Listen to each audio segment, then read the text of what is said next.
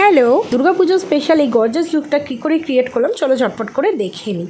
Cleansing toning ময়শ্চারাইজিংয়ের পর primer use করেছিলাম, তারপর একদম লো টু মিডিয়াম কভারেজের একটা ফাউন্ডেশন অ্যাপ্লাই করে নিয়েছিলাম, তারপরে একটা খুব সুন্দর কম্প্যাক্ট ইউজ করেছিলাম। ব্যাস এতটাই, তোমরা চাইলে কনসিলার অ্যাপ্লাই করতে পারো। ঝটপট করে আইব্রোটা একটু সেট করে নিয়েছিলাম।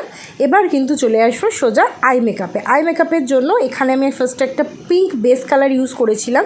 সুন্দর করে ব্লেন্ড করে নেওয়ার পর একটু ডার্ক একটা পিঙ্ক কালারের আই শ্যাডো নিয়ে আমি আইলিডে ভালো করে অ্যাপ্লাই করে নেব। তোমরা ততক্ষণ অবধি কালার ইউজ করতে থাকবে যতক্ষণে কালারটা তোমাদের পছন্দ হচ্ছে। সেমভাবে আমি লোয়ার বর্ডার লাইনেও অ্যাপ্লাই করে নেব। তারপর একটা ক্লিন ব্রাশ দিয়ে আমি ভালো করে ব্লেন্ড করে নেব। এবার একটা ব্রাউন এবং ব্ল্যাক দুটো কালার দিয়ে একটু হালকা করে একটা স্মোকি লুক ক্রিয়েট করেছিলাম। ভীষণ সুন্দর, আইটা একদম পিচ পিঙ্কের উপরই রাখতে চেয়েছিলাম, তার সাথে হালকা একটু স্মোকি লুক। এরপরে তোমরা অবশ্যই মাস্কারা অ্যাপ্লাই করো, যেটা আমি ইউজ করতে ভুলে গেছিলাম। তো যাই হোক, একটা ম্যাট হাইলাইটার দিয়ে আমি ভালো করে হাইলাইট করে নিয়েছিলাম। এবার ব্রঞ্জার অ্যাপ্লাই করেছিলাম, এটা সুগারের ব্রঞ্জার ছিল। হাইলাইটারটা যে যার ব্যক্তিগত, বাট পুজোর সময় একটু তো হাইলাইটার লাগবেই।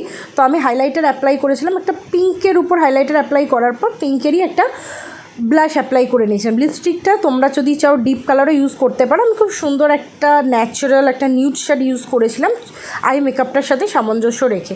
লাস্টে একটা সেটিং পাউডার দিয়ে পুরো মেকআপটা সেট করে নিয়েছিলাম। তো পুরো লুকটা দেখো কেমন লাগছে। ষষ্ঠীর দিন কিন্তু আমরা এরকম একটা লুক ক্রিয়েট করতেই পারি। আর এই যে সুন্দর ধনেখালি কটনটা পরেছি এবং এই জুয়েলারিটা পরে রয়েছি, তার লিঙ্কের জন্য তোমরা কিন্তু অবশ্যই আমাকে কমেন্ট করো। লুকটা কেমন লাগলো জানিও, আর ভালো লাগলে লাইক করো, কমেন্ট করো, শেয়ার করো, চ্যানেলটা সাবস্ক্রাইব করো। বাই।